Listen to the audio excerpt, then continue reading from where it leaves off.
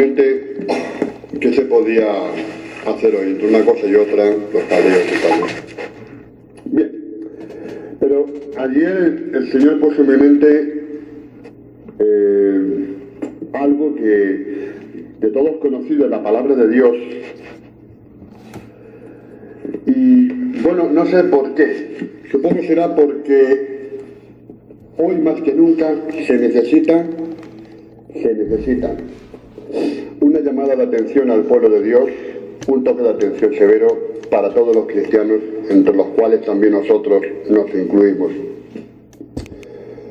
¿Dónde está nuestro pensamiento? ¿Dónde está nuestra idea? ¿Dónde está? ¿En quién confiamos? ¿Confiamos en un coche? En mi caso, por ejemplo. ¿Confiamos en un frigorífico? ¿Confiamos en que alguien tenga la misericordia de conceder nuestras cosas? ¿O no confiamos más, o mejor, en Dios, único proveedor de nuestros bienes materiales? Bien es cierto que hay que buscar, pero también bien es cierto, dice la Biblia, buscad primero el reino de Dios y el resto de las cosas os serán por añadidura. Una vez, cuando yo empecé con los problemas del vehículo y tal, y yo tenía una congoja espantosa en Alhama, es tremenda, porque claro, para mí significaba, entonces yo vivía ahí en Alhama, significaba pues un montón de problemas. Primero que mi mujer no podía venir al trabajo, que mi hijo no podía estudiar, entonces Samuel estaba estudiando en Agua Dulce, un montón de problemas. Y yo no me podía permitir el lujo de no tener un vehículo, ¿no? Bueno, lo saqué adelante con muchos problemas, muchos problemas. Me tuvieron que prestar coches, bueno, el lío, ¿no? Pero un día, estando en casa, estando en una cafetería de Alhama, visitando, en la cocina de la cafetería, visitando a una amiga nuestra que es cristiana, estábamos hablando las cosas normales de los negocios. Pero a mí me pasó algo extraño en aquel momento. Yo estaba hablando con María y de pronto y porrazo yo sentí en mi corazón una palabra que venía de parte de Dios, que no tiene nada que ver con la conversación que yo mantenía con María. Incluso me paré, sentí que Dios me estaba hablando, lo sentí claramente, y me dijo estas palabras: pero bueno, ¿tú de quién dependes? ¿Del coche o de mí? Y yo me tuve que callar y reconocer que efectivamente estaba dependiendo más de un cacharro con 4 ruedas, que es un montón de hierro, no es más ni menos que eso, con aceite, con agua, materia pura, sacada de la tierra, sacada de los minerales de la tierra, del petróleo, y punto final, no hay más historias. Materia pura. Tuve que reconocer que estaba dependiendo más de un vehículo que de la providencia divina. Aquella palabra me golpeó mi corazón y me quedé con esa palabra que aún no la he olvidado. Pero yo lo quiero sacar como ejemplo, y ahora lo va a leer él cuando yo le diga. Lo quiero sacar como ejemplo porque ese es un pequeño ejemplo de cómo está la situación a nivel de pueblo de Dios en general. Vale, yo hablo del vehículo, tú hablas del frigorífico, son cosas pequeñitas en realidad, pero en realidad la situación del pueblo de Dios a nivel general es muchísimo más grave que eso. Es decir, muchas veces los cristianos en general, ¿de quién dependemos? ¿Del mundo? ¿Y bailamos el baile que el mundo nos manda a bailar? ¿Me entendéis? Si nos tocan la flauta de una manera, ¿sabes lo que es la flauta, no? Un instrumento de igual, el francés supongo que será igual. Si nos tocan la flauta, todo el mundo baila esa flauta, la sociedad entera va bailando según las modas de la sociedad, el mundo va como va, y los cristianos muchas veces vamos como vamos porque vamos más bien con lo que la sociedad nos da que con lo que Dios nos da. Y fijaros entonces, esto me lleva a otra conclusión, antes de leer la Sagrada Escritura. Esto afecta a la vida espiritual de las personas, seriamente. Por eso Jesús dijo, bien, tenéis derecho, bueno, no es que lo que dijera, pero lo da a entender, vale, podéis pedir cosas, tenéis derecho a vivir, debéis de vivir, pero busca primero, eso sí que lo dijo Jesús, busca primero el reino de Dios y el resto de las cosas te serán por añadidura. ¿Qué quiere decir esto? Que nosotros nos quedemos sentados sin buscar soluciones no quiere decir eso. Dios te da también algunos recursos para que tú los utilices para buscar soluciones. Pero primero, ora a Dios. Ora al Señor. Señor, si es tu voluntad que esta puerta que se me ha abierto, yo voy a trabajar esa puerta que se me ha abierto, ¿vale? Señor, esto que estoy haciendo, si es tu propósito, ayúdame tú, Señor. Cuando ya veas que no puedes, que realmente has agotado todos los recursos que tienes a mano, entonces es cuando realmente tú tienes que, bueno, ya lo tienes que haber hecho antes, ¿no? Pero también es hombre, Señor, pues mira, este es tu propósito, yo no sé cuál es, dependo exclusivamente de ti, de tu provisión, de tu buen hacer. Cuando llegamos al límite, empieza Dios a trabajar, aunque ya lo hace antes también, pero empieza Dios a trabajar más y tal. Pero el tema que yo quiero compartir con vosotros, quiero sacarlo como ejemplo, es algo mucho más serio. Hay crisis en los cristianos, hay crisis. Muchas veces la iglesia de Dios, el pueblo de Dios, está en una situación de desorientación, de desconocimiento de la palabra. Está en una situación de haber perdido la meta, haber perdido el rumbo. La sensación que tenemos es que hemos perdido el rumbo.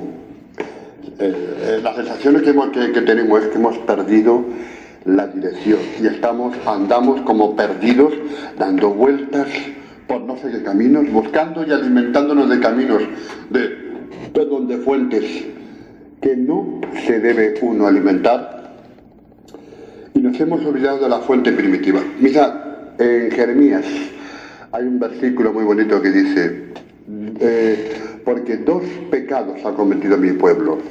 Primero, me han dejado a mí que soy fuente de agua viva, y segundo, construyen para ellos cisternas que no contienen agua. Dos pecados ha cometido mi pueblo. Y eso es lo que muchas veces está pasando. Es decir, nos hemos vuelto tan pseudo religiosos, nos hemos vuelto tan... tenemos una estructura de comunidad, de iglesia tan instituida ya, que nos hemos vuelto cómodos. Los cristianos nos volvemos cómodos.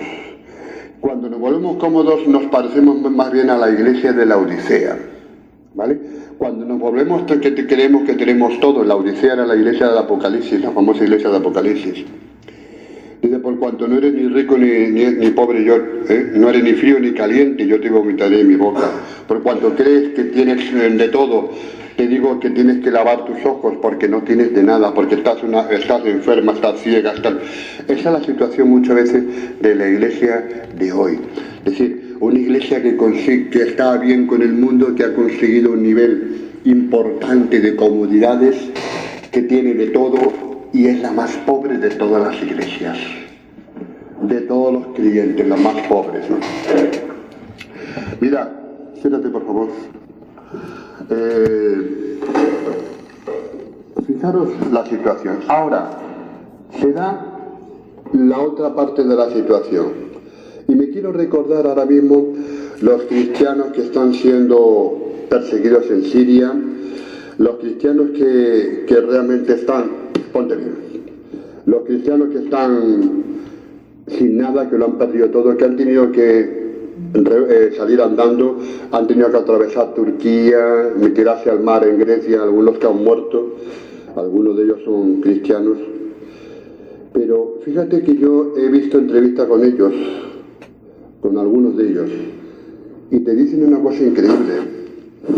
Vamos a ver, vosotros en Occidente tenéis de todo, nosotros no hemos perdido todo, pero lo que no hemos perdido ha sido nuestro Dios, que sigue estando con nosotros.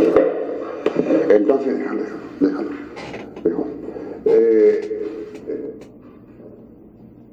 Que Dios está con nosotros y te demuestra una alegría, te demuestra un gozo, te demuestran que siguen orando, que siguen haciendo sus oraciones, y lo han perdido todo completamente. ¿En qué sentido nos diferenciamos? Ellos son ricos espiritualmente.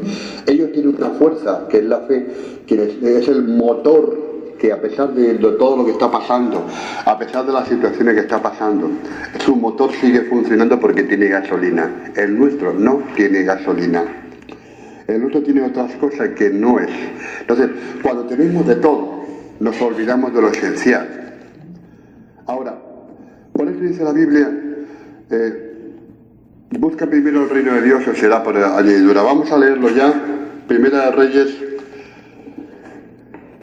capítulo 18. Aquí hay una situación que yo quiero de antemano daros alguna explicación sobre el tema. Habla del pueblo de Israel.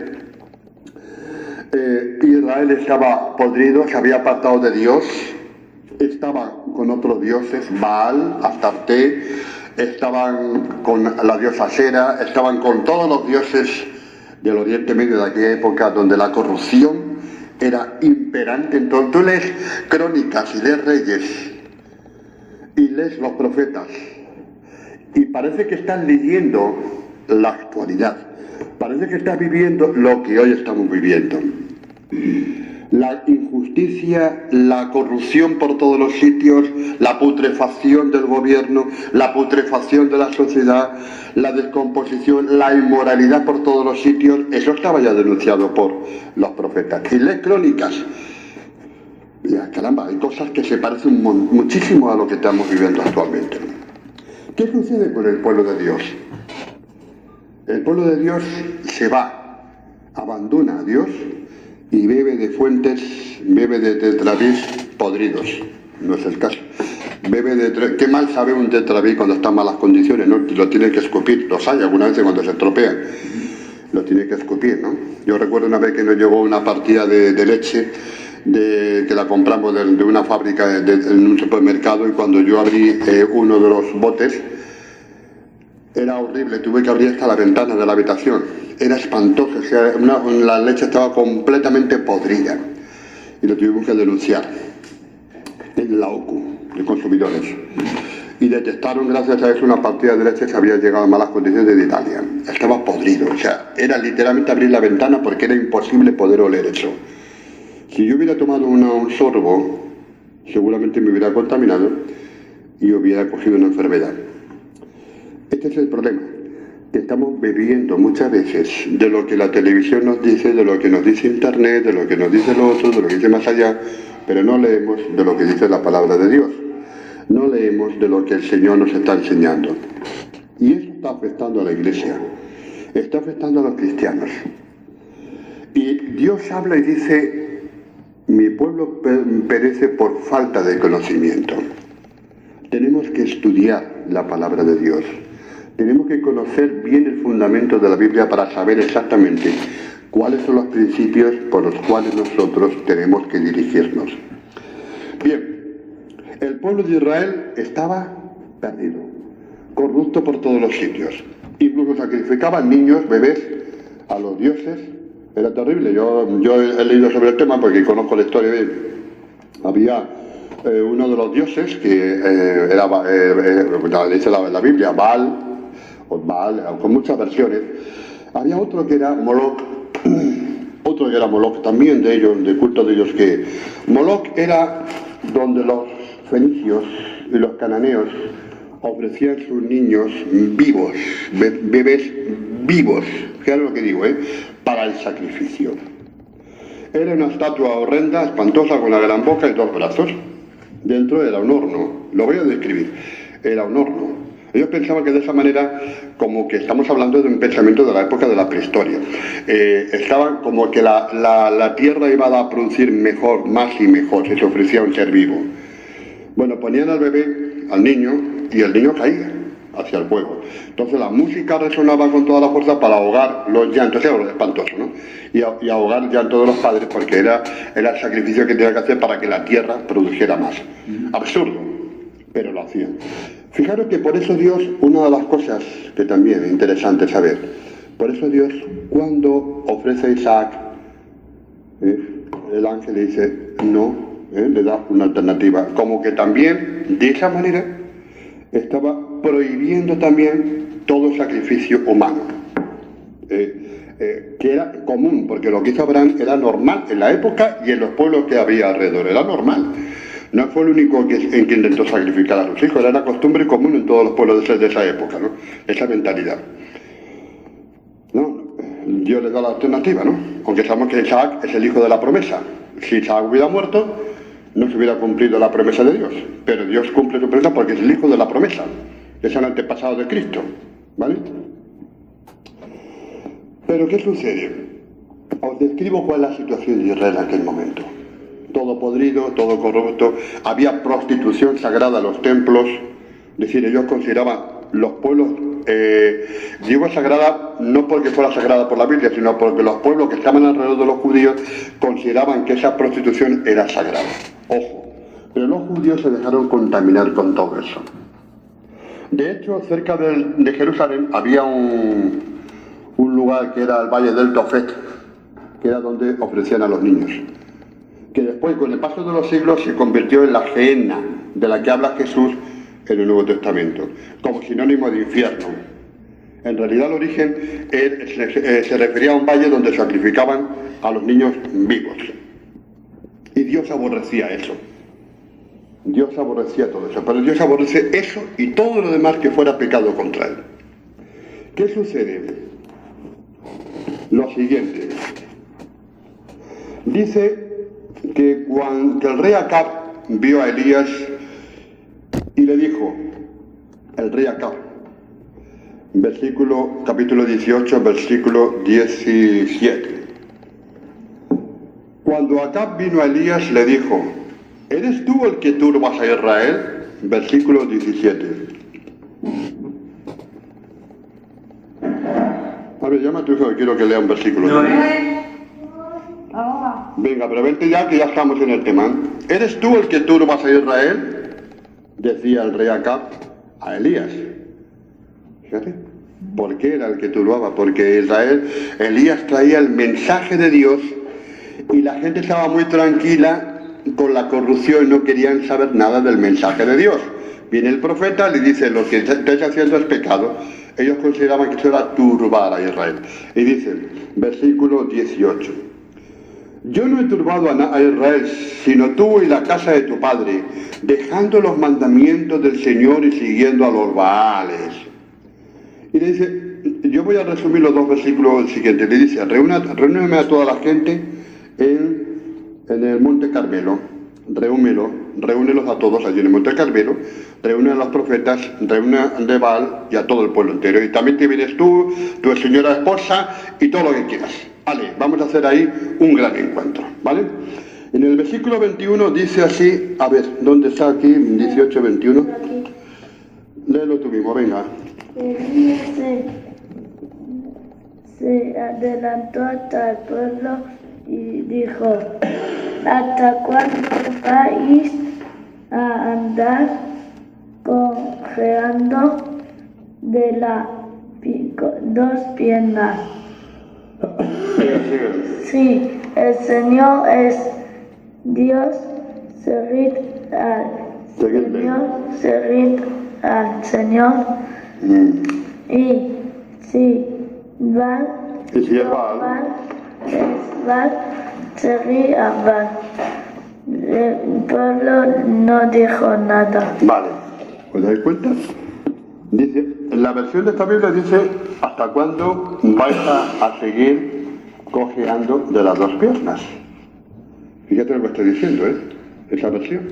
La nuestra dice lo mismo, pero dice, ¿hasta cuándo claudicaréis vosotros entre dos pensamientos?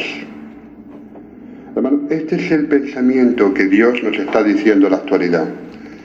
Pueblo mío, iglesia mía, ¿hasta cuándo vais a seguir cojeando de las dos piernas en las cuales vosotros os apoyáis? O, en su caso, ¿hasta cuándo claudicaréis vosotros entre pensamientos de dos caminos? Es decir, Dios nos está hablando muy claramente. O estamos con Él o no estamos con Él. O estamos con Cristo o no estamos con Cristo. O somos calientes o somos fríos. Pero tibios no quiere Dios. La iglesia de la Odisea es una iglesia que había empezado con fuerza, había empezado con valentía, había sido bendecida por Dios, había crecido en la fe, había luchado y había amado al Señor de todo corazón. Cuando no tuvieron nada, vivieron la fe con gran fortaleza y eran grandes predicadores, y pasaban hambre, pasaban necesidades, pero Jesús estaba siempre presente. Y vivían una fuerza importante, que era la fuerza de la acción del Espíritu Santo en sus corazones. Ahora, la iglesia de la Odisea llega un momento en el que empiezan a establecerse y en el que empiezan a ganar dinero. No hay nada en contra con ganar dinero. Lo que sea en contra es que primero pongas al dinero y después a Dios. Eso sí que está en contra. ¿Me explico? Y ganar dinero honesto, no deshonestamente. Es decir, trabajar, hay que trabajar. Perdón. Bien, pero la iglesia de la Odisea se enriqueció, se puso el capítulo 3 de Apocalipsis, se llegó a una situación en la que tenían de todo, sobreabundaban de todo, pero les faltaba lo más importante, que era el haber perdido su relación con Cristo. ¿Me entendéis el tema? Entonces, esto es lo que muchas veces está pasando. Dios le dice al profeta que le diga al pueblo: oye, ¿hasta cuándo vais a seguir cojeando de las dos piernas? Pregúntate tú mismo, a ti mismo. Pregúntate a ti mismo si si estás cojeando, espiritualmente hablando, tu relación con Dios va mal. ¿Qué es lo que pasa en tu vida? ¿Cuáles son los resultados de tu relación con Dios? Es decir, si tu relación con Dios es adecuada, si es buena, si te has entregado, si no has perdido la consagración, si no has perdido el contacto, si no has perdido la confianza, entonces Dios va a estar contigo en momentos difíciles y en momentos fáciles, pero siempre estará a tu lado. Es decir, Él va a proveer tus necesidades. Esto no quiere decir que te deje cuando tú te alejes, no, pero sí te va a advertir por amor de Él hacia ti. Te va a advertir, te va a decir: oye, estás jugando con fuego. O estás conmigo o no estás conmigo. Pero mira como a la misma iglesia de la Odisea le dijo: mira, yo amo a mi pueblo. Mira que te mando que te arrepientas, arrepiéntete y lava tus ojos con colirio para que veas. Porque yo amo y reprendo a los que amo, dice el Señor. ¿Os dais cuenta? Es decir, por eso Elías dice: ¿hasta cuándo claudicaréis vosotros entre dos pensamientos? Esa pregunta te la hace a ti, me la hace a mí, te la hace a ti. ¿Hasta cuándo vas a estar cojeando? Tenemos necesidad del Señor, pero ¿cuándo vas a aprender a confiar en que yo voy a proveer cuando yo quiera? Que yo sé que tú necesitas, yo voy a proveer, pero confía en mi promesa, confía en lo que yo te he dicho, que yo estaré contigo hasta el final de los tiempos, confía en mi palabra. Jesús dijo: si estáis cargados, venid a mí todos los que estáis cargados y trabajados, que yo os haré descansar. ¿Vale? Y fíjate más que dice: ¿hasta cuándo claudicaréis vosotros entre dos pensamientos? Eso se lo dice a la iglesia de hoy. A nosotros que estamos escuchando la palabra de Dios, la advertencia es clarísima. ¿Hasta cuándo voy a seguir así, claudicando? ¿Hasta cuándo voy a tener miedo de las circunstancias? ¿Hasta cuándo voy a tener miedo de las situaciones? Mi Dios está por encima de las circunstancias. Mi Dios está por encima de todo lo que yo tengo y no tengo. Él proveerá mis necesidades. Si no, no es Dios. Si no provee, es que miente. Y si miente, no es Dios. Y Dios no miente. Satanás sí miente, pero Dios no miente. ¿Me explico? Él me ha prometido que va a estar conmigo. Y hasta ahora lo ha cumplido. Sí, vemos por un espejo retrovisor nuestra vida diaria. Vemos y miramos: oye, pues es verdad, yo lo pasé mal en aquel momento, no sabía por dónde salir, no sé cómo me salió la cosa, pero salí bien, porque el Señor ha estado siempre a mi lado. ¿De acuerdo? Fíjate lo que dice. Si el Señor, ¿hasta cuándo claudicaréis vosotros entre dos pensamientos? Si Dios es Dios, seguidle, dice el profeta. ¿Vale? Si Dios es Dios, seguidle. Si es Baal, pues ala, venga, todo detrás de Baal, le dice el profeta. A ver, dice: y Elías volvió a decir al pueblo: solo yo he quedado de profeta de Dios, más los profetas de Baal hay 450 hombres. Ahí es nada. Un hombre contra 450 hombres que estaban profetizando tonterías. ¿Cómo podía tener crédito este hombre? Y el pueblo estaba escuchando a unos y a otros. Dice, vale, sí, vale, dice, vamos a preparar 2 bueyes y escojan ellos uno y córtenlo en pedazos, pónganlo sobre la leña, pero no pongan fuego debajo. Vamos a hacer un holocausto con animales. Vamos a preparar leña, pero no vais a encender. Uno para Baal y otro para Dios. ¿Vale? Invocad primero vosotros a Baal. ¿De acuerdo? Y yo invocaré el nombre de Dios. Y el Dios que respondiere, ese será Dios. ¿Qué más dicen? No te escucho. Y dice, y todo el pueblo respondió, vale, vamos a hacer eso, bien, vale. Quien responda será Dios. El reto era enorme. El reto era enorme porque sabía perfectamente Elías que Dios iba a responder, pero se lo cayó. Fijaros, porque más adelante él mismo lo va a decir. Dios ya había hablado con Elías. Sí. Le había hablado con él. ¿Qué dice más? Entonces dijo a los profetas de Baal, escogeos un buey, preparadlo vosotros primero, pues los que sois más, e invocad el nombre de vuestros padres, pero no pongáis fuego debajo. Y ellos tomaron el buey, y lo pusieron ahí, lo sacrificaron y empezaron a invocar el nombre de Baal, pero sucedió algo curioso. Mismamente Elías se burlaba de ellos diciendo, gritad vosotros en alto, que no escucha, o está trabajando, o viene de camino, o se va de camino, tal vez duerme Baal, y hay que despertarle, ¿eh? O sea, Elías tenía una broma con los profetas impresionante. Gritad, dice, gritad, seguid gritando, venga, todo que bien, venga, fiesta. A ver si Baal se despierta, se ha ido con su novia, o no sé qué, o lo que historia. A ver si está trabajando, está muy... No. Gritad.